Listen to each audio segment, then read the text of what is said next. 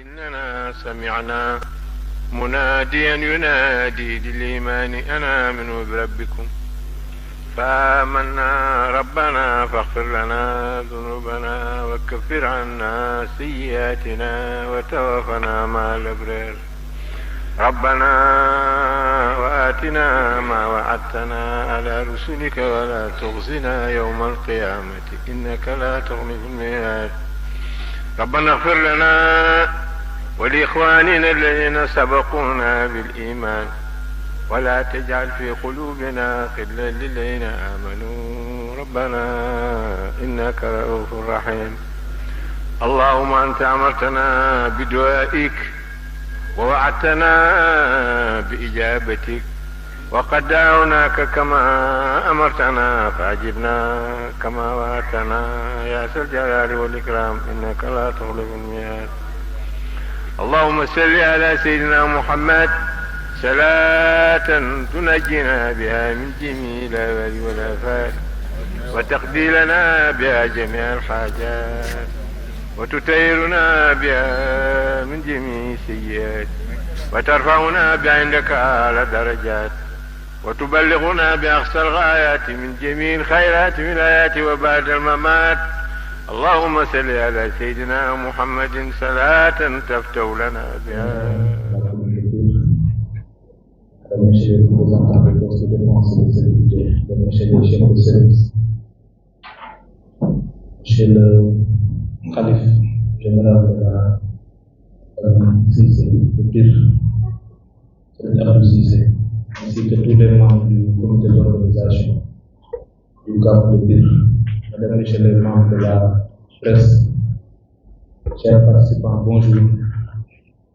Donc di am mbégte ak kontaan tey di présider réunion bi ñu dajale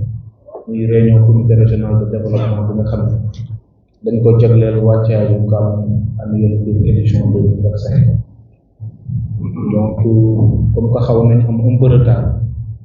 léegi li may proposer rek mooy su ma ubbee rek damay jox kàddu xalifa bi comme ça ñu ubbee ay kàddu ñaan yàlla defal ñu li ñuy xaar yàlla defal ñu ci sutura defal ñu ci barke defal ñu ci tawfiq ak taysir ba lépp luñ ci am comme yaakaar rek yàlla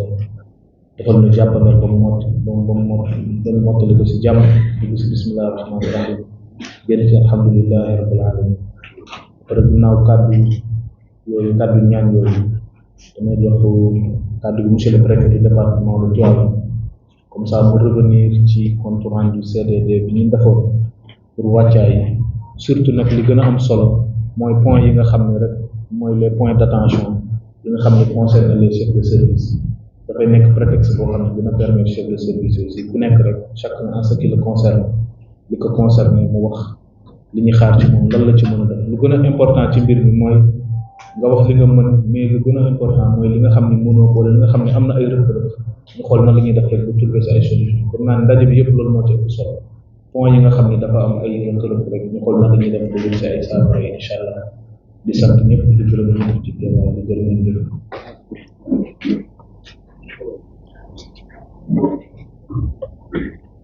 Asalaamaaleykum mbooloo mi monsieur le gouverneur ñu ngi gërëm bu baax ci ñu teeroo tout à l'heure ci sa bureau bala nga ñëw ci salle bi ñu ngi lay nuyu bu baax a baax di nuyu monsieur le préfet du département de Tivaouane monsieur le sous-préfet du département de Pambal di nuyu président du conseil départemental bi di nuyu aussi notre brillant maire comme je l'ai l'habitude de le dire ci Ndoye Bane di nuyu les représentants des forces de défense et de sécurité et les distingués chefs de services régionaux qui sont là di nuyu également les membres du comité d'organisation ak suñu njaboot yi nga xam ni ñoo bokk deret xam ni fu ñu jógee dugal nañu fu nekk les différentes compositions de la famille alors ñoom laa fi dajale parce que man sama doxalin mooy ñëpp lay boole alors ñu xam nañ ko c'est tout le monde loolu donc ni ñu koy defee toujours rek wala ñoo commencé dugg ci waxtaan wi dëgg ak ñaan alors chaque fois damay désigner ñaari imam de biir l'imam ratib alors tey nekku fi dafa am un empêchement purement loolu moo tax tey ñëwul mais sinon mu ngi wol ci CND bi ak l'imam Dame Leye moo xam ni mooy imam ratib de la grande mosquée mouride de Pire parce que Pire ñun benn communauté lañu alors moo tax alors yooyu yëpp am na signification symbole dans la vitalité de la communauté de Pire kon boog léegi alors ak sa autorisation ñu jox ko mu tijji ñaan bi suñu paree suñu réunion bi suñu doom Khalifa Cissé ñu ngi doom suñu Moustapha Cissé la moom ma ngi nekk aux États-Unis jiitu bien il y a en Alaska vous imaginez un Sénégalais qui est le imam en Alaska voilà donc moom moo koy tëj incha allah ñaan yëpp barkeelu suñu réunion bi jërëjëf monsieur le gouverneur jërëjëf assistance bi mooy tamit sama nuyoo di sous-préfet Pambal président du conseil départemental de la de Pire ak mboolem chef de service weeru délégation de Pire sëñ Abdou Cissé kon ni ma ko sant rek ma tënk rek li nga xamante ni juddoo na ci CDD yi amaloon te Diaw di liggéey bu bëri na amoon na 28 novembre passé 2025 kon bu njëkk rek d'abord damay joxe ay considération d'ordre général ñu loo xam ne aussi dafay baax ñu am ko en repérage pour gën a mën a situer donc événement bi nga xam ne moom la ñu war a def li ci gën mooy ñu rappeler date bi parce que souvent dama naan c'est un point de repère pour les chefs de service surtout ñu mën a natt temps bi am diggante bis bi kon le gàmmu ñu ngi nekk le 6 décembre 2025. Aujourd'hui, nous sommes le 26. Donc, le fête de la ville. Bien que moi, nous vivons qui 123e édition. Nous également, donc, je voudrais aussi vous faire ces bàyyi woon nañu xel ci congrès yi nga xamante ne bii ci la ñu amalee cette 123e édition surtout wàllu sécurité rawatina aussi ci wàllu wér-gu-yaram ndax feebar yi nga xamante ne bii ñu koy dégg wala sax ñu koy dund moo xam la vallée du Rift la moo xam li ñu tuddee importe la ak yeneen yoo xamante ni dafa laaj dina faralawaat xam naa ne certainement directeur régional de la santé dina ci mën a relationné waaye aussi service d'hygiène ci wàllu prévention ba ci sax élevage ak commerce dinañ koy jëfandikoo ci wàllu tawal wala wàllu ay produits yoo xam ne war nañu fexe ba mu doon lu mucc ay kon ci esprit boobu lañu liggéey mais yéen aussi témoigné liggéey nañu ko CDD boo xamante ni ci wàllu efficacité ak pragmatisme je crois que war nañu ko sax en référence te loolu dama si gërëm xalif ñi nga xamante ne moo jox le comité d'organisation du travail esprit boobu loolu mooy ñoom def na seen daje tënk un document boo xamante ne lépp lu expression de besoin daf ci nekk ñu jël ko yónnee ñu partagé ko ak les services avant la réunion c'est que les jours yi liggéey bi dafa nekk liggéey bu am solo waaye am tënk ci wàllu temps loolu je crois que baax na ñu ko baax ñu gërëm waaye baax na xel félicité également donc ci ndaje boobu mën nañu wax ne jóge nañu fa ci xel mu dal ci wàllu engagement yoo xamante ne service yi fa teewoon yëpp def nañ ko te te muy loo xamante ne bii ak comité d'organisation bi rafetlu nañ ko bu baax a baax. dañu jógee tamit def naa digal sous-préfet moom tamit lépp lu aju ci wàllu suivi ànd ko le maire ak le comité d'organisation bi def ko muy am lëkkaloo bu am solo diggante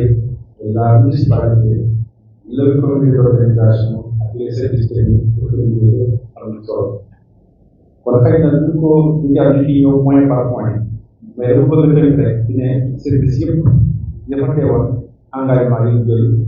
vraiment mucc na ay xëy na tey dañ ko gën a confirmer rek dañ ko dëggal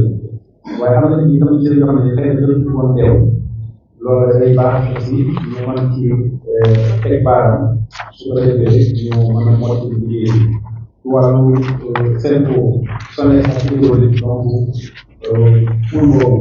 soit dinañu ñëwaat rapidement rek ci engagement yi nga xamante ne bii dañuy profité dafa xaar ñoom wala école wala ci wàllu contrôle ak ci wàllu extension de pratique ci développement bi loolu xam naa ne gouverneur moom la jox kàddu ngir gën ci mën a dalal le xew le comité d'organisation bokk nañ ko service yu ajo ci wàllu ay yoon yéen xam ngeen ne yoon moom dafa nekk loo xamante ne bii lu am solo la ci liggéey bi kon ajo xam naa ne naa teew nañ ci gouverneur dinañ jox kàddu di comité bi ñuy xaar ñoom ci wàllu ay benn wala wala aussi désenclavement ba ñu doon ay appui boo xamante ni ñu ngi war a ak ci le comité d'organisation naka noonu aussi service bu mel ne CSA moom tamit teewul ko woon xam naa ne sax am na correspondance yu comité bi ñoom tamit bu ñu nekkee xam naa ñaata ñu mën a wax am nañu toll ci liggéey naka noonu aussi douane am na tamit lu service bi lu sax boo ci ñoom ci wàllu ay yombal ci délégation yi ñu jógee ci yeneen région yi di ñëw ak même dans la sous-région loolu aussi xam naa ne comme douane ci niveau régional la nekk dinañ ci indiwaat aussi ay tontu ak ay engagement yu am solo naka noonu aussi monsieur le gouverneur am na ci service bu mel ne finance dafay baax di si doon sax ñoom teewoon nañ ko waaye ci wàllu liggéey am na fu ñu toll waaye aussi am na lu des mooy que ne le comité d'organisation dafa sollicité une vingtaine de camions vidange ñu rappelé ne daaw amoon nañ 14 donc ren nii sax mu yokk mais ki fa teewal finance bi mu jëlee kàddu dafa xam ne ci marché bi nga xamante ne bii finance tënk na ko 10 camions mooy nekk pendant 3 jours kon da ngay gis ne am na garab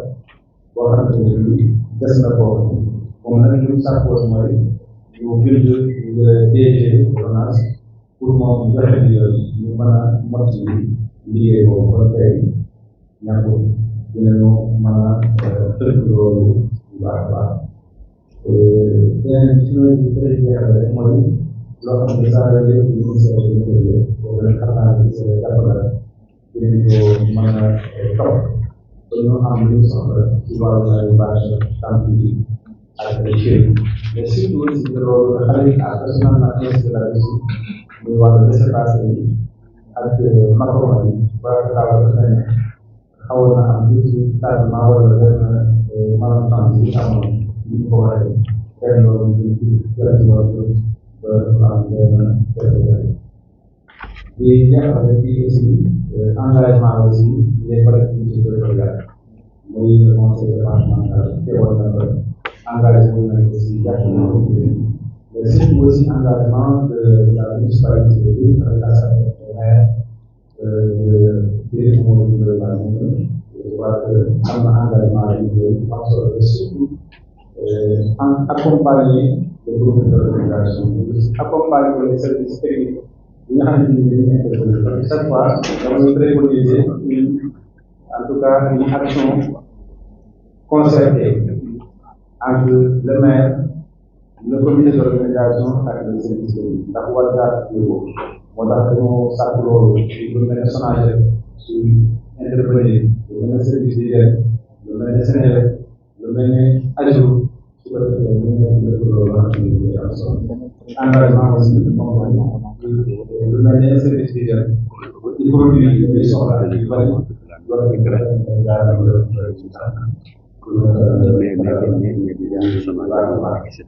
donc daal ci tënk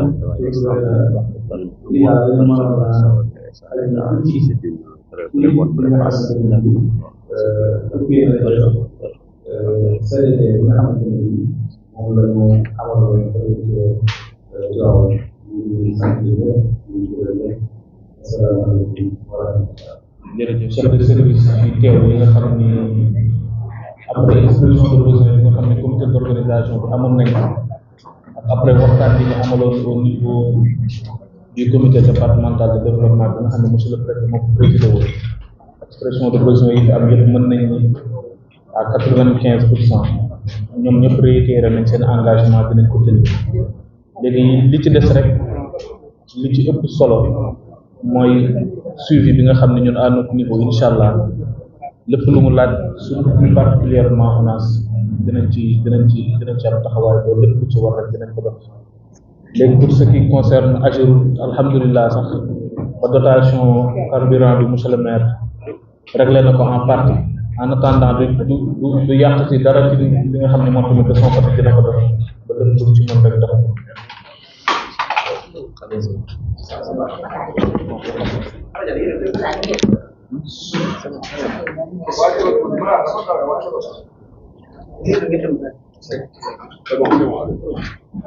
donc jërëjëf merci beaucoup donc di sant chef de service yi di beral sant ak gërëm aussi monsieur le maire nga xam ne aussi taxawaayam rafetlu nañ ko lool comme ni ma koy waxee rek chef de service yi moom pour la plupart yéene bi moom fi engagement bi moom fi mais parfois les moyens ne suivent pas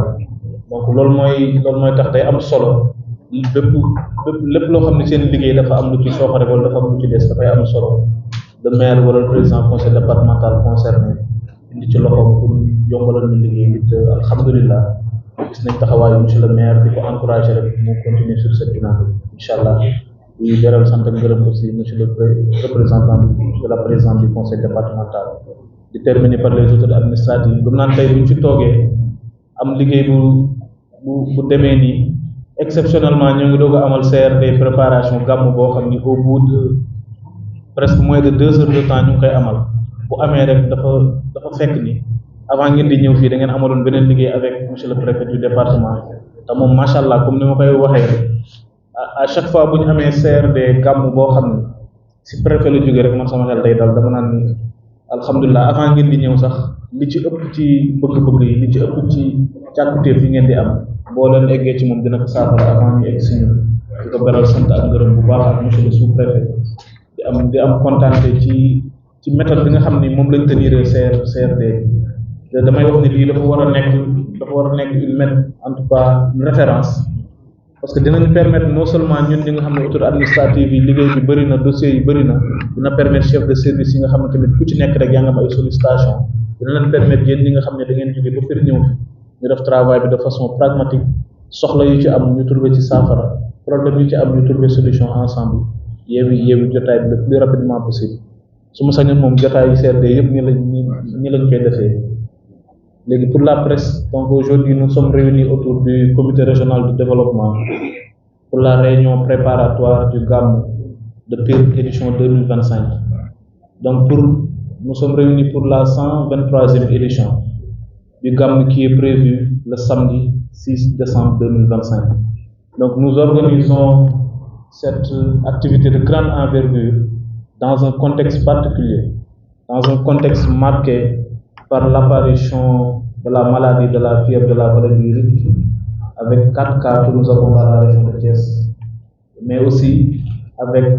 l'apparition de la dengue. Donc dans un tel contexte, il est important au préalable de prendre toutes les dispositions nécessaires pour que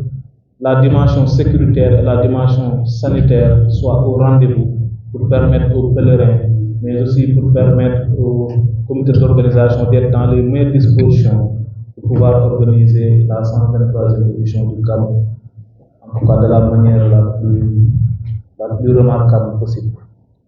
Donc pour ce qui concerne la sécurité, alhamdulillah, toutes les dispositions seront prises pour mettre les pèlerins dans les meilleures conditions. Mais à ce niveau aussi, il convient de préciser ce qui reste, c'est la communication, c'est la sensibilisation à l'endroit des pèlerins pour leur demander aussi, après que les services techniques, ou bien après que tous les services concernés, en tout cas, ont pris toutes les dispositions nécessaires pour la sécurité et pour ce qui concerne la santé, il va falloir à leur niveau respecter toutes les prescriptions qui émanent de ces chefs de service, plus particulièrement les prescriptions qui émanent des autorités administratives, en l'occurrence le préfet du département de Dialogue et le sous-préfet de Bambey. Donc pour ce qui concerne l'assainissement aussi, toutes les mesures seront prises pour nous permettre d'organiser le Gamou de la manière la plus, d'avoir un Gamou réussi, Inch'Allah. Et nous saluons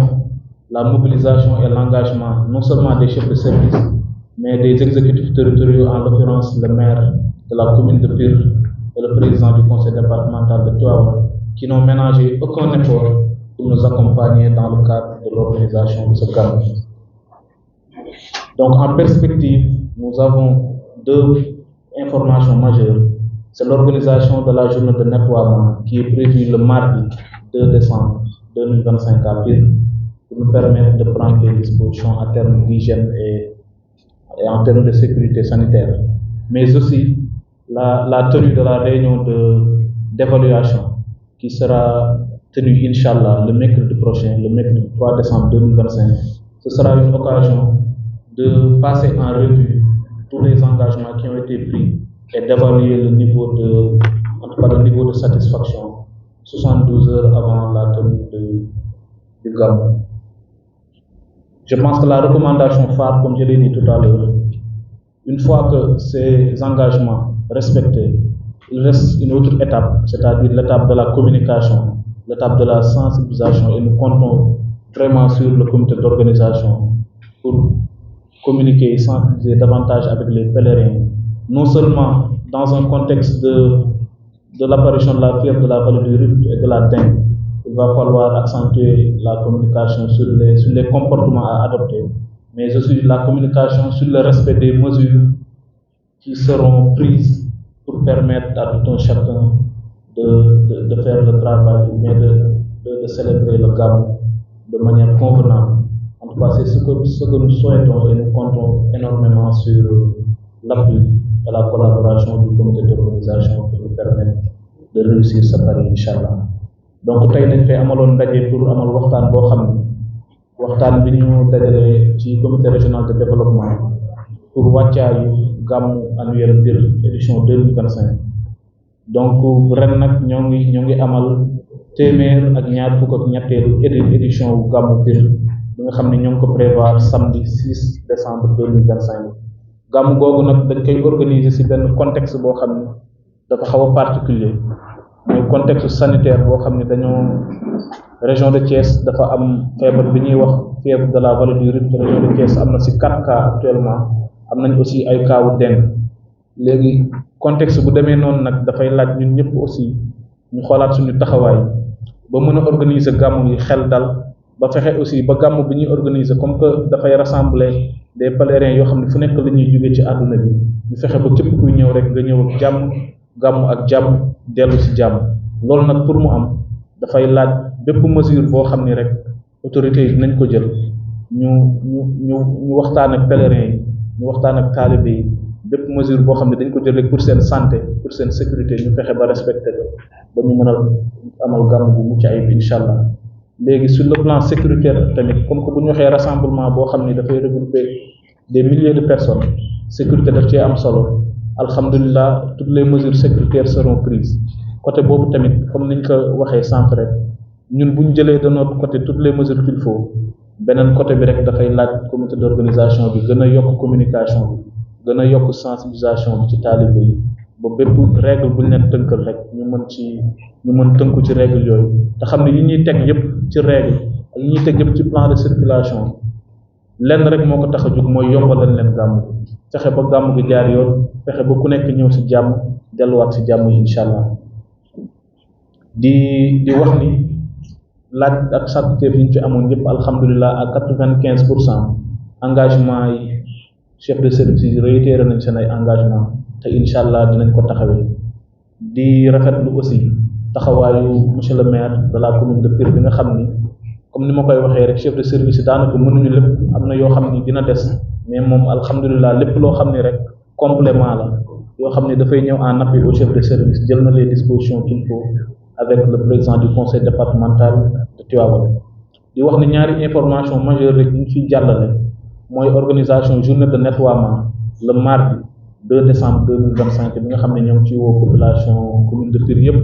ñu ñëw jàpp si pour setal dëkk bi avant gàmmu bi mais aussi réunion d'évaluation bi nga xam ne dañ koy faral di amal ñoo ngi ko prévoir le mercredi 3 décembre 2025 dinañu permettre ñu toogaat ak chef de service yi dem Pire toog ak chef de service yi ku ci nekk engagement yi nga jëloon 72 heures avant maanaam ñetti fan avant gàmmu bi ñu mën a càmbar ku si nekk li nga jëloon comme engagement lépp loo xam ne rek dafay laaj pour ñu ajuster ko 3 jours avant le gàmmu di terminer rek di wax recommandation phare bi daal mooy la communication et la sensibilisation alhamdulilah li taxoon ñu daje fi tey mooy da ngeen am ay càkkutéef te alhamdulilah engagement yi ñu waroon jël lépp pour càkkutéef yooyu jël nañ ko te de notre côté suivi bi ci war yëpp dinañ ko def li des rek mooy xanaa di leen ñaan rek ñu renforcer communication bi ñu renforcer sensibilisation bi ci taalibe yi ba lépp loo xam ne rek ñun dañ koy jël comme matuwaay de notre côté ñoom ñu mën ñu ko yombal lépp luñ leen tegal comme prescription rek wala recommandation ñu mën ko respecté ndax ñu am gàmm bu mucc ayib te am nañ ci yaakaar bu baax a baax di rafetlu taxawaayu chef de service yi taxawaayu monsieur le maire président conseil départemental monsieur le sous-préfet monsieur le préfet aussi di rafetlu modèle d'organisation bi nga xam ni moom la comité d'organisation proposé di wax ni rare na trop ñu amal réunion boo xam ni au bout de wala en moins de 2 heures de temps tenir nañ ko loolu bu amee rek dafa fekk ni dañ yombalal ñu liggéey bi ñoo leen di sant bu baax di leen gërëm aussi ci compréhension bi comme ni ma koy faral di waxee rek état bi de bu sañoon lépp loo leen am ci sàkkuteef wala ci bëgg-bëgg rek à 100% dañ koy réaliser mais malheureusement bëgg-bëgg bi dafay nekk yéen yi dafay nekk mais parfois les moyens ne suivent pas heureusement ba ngeen comprendre loolu heureusement ba le xalif comprendre na loolu ba anticiper na li ci lu bëri di leen rassurer rek ni lépp loo xam ne suivi la boo xam ne dafa aaju si ñun incha allah dinañ ci amal taxawaay bu mat ba lépp lu ci war rek ñu matale ko incha allah di sant ñëpp di gërëm ñëpp jërë ngeen jëf.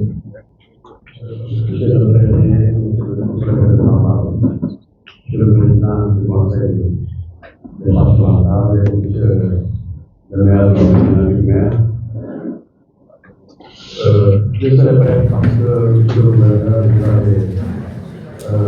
indiqué de façon claire et nette les résultats de cette session du comité de l'environnement au niveau des pièces en ce qui concerne la préparation de la centre des troisième édition du Cap. Ce n'est pas hasard parce que vous traduisez la volonté de l'État. Alors, du chef de l'État en premier, du premier ministre du gouvernement, le ministre de l'Intérieur qui a remonté sur l'administration territoriale. Alors, pour que les réunions de cette nature se déroulent avec de rigueur et avec des résultats positifs. Il faut se rappeler que le chef de l'État avait déjà dit à 3 jours de sa prise de service, alors que nous étions en train de préparer la ziara de la Bégaouane, que nous devons pouvoir mettre en œuvre pour contribuer à augmenter tous les efforts que l'État déploie en direction des moyens religieux pour le épanouissement spirituel et matériel. C'est dans cette voie que vous travaillez et vraiment nous remercions vivement parce que pratiquement toutes nos revendications ont été acceptées. Donc vous m'en remercions très vivement. Il est bon parce que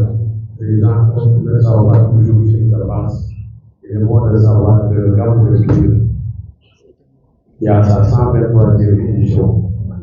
et l'émanation de la volonté de Sidi El Malick et notre grand-père Kassim Cissé.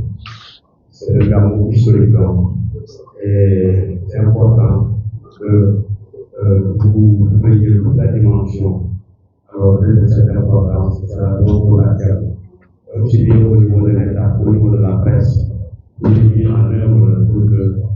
cet événement soit véritablement organisé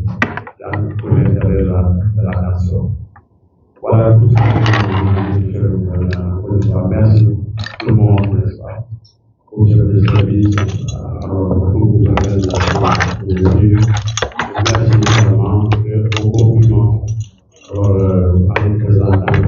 du modèle d'organisation de CDD et de CRD, comme le voulons pour le pays de relation sur la nation. Waaw kon jërëjëf ñu yokk ay baax tuuti rek wax nga kontaan nañu baax monsieur le président tey ñu nga dirigé réunion bi ak ñu nga joxe résultat yi nga xam ne moo jógee kontaan nañu bu baax parce que plus de 95% de notre biir alors ñu doon laaj yëpp ko defal nañu ko ñu def réunion boo xam ne aussi dañ ko def ci organisation bi parce que ñu commencé sur réunion bi à 10h55 à 12h05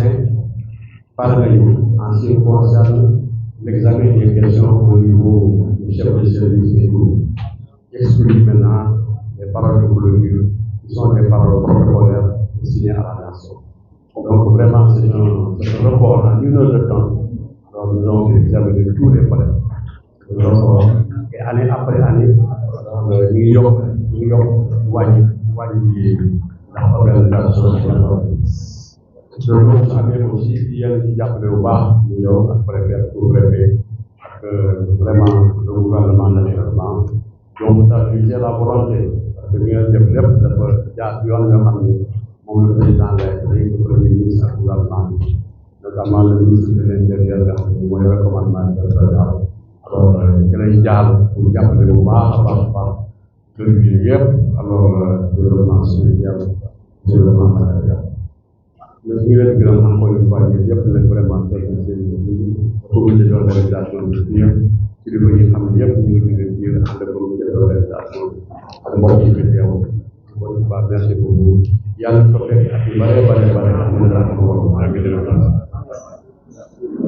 jërëjëf merci beaucoup comme que dañoo tàmbali woon ak ay ñaan rek xanaa ñu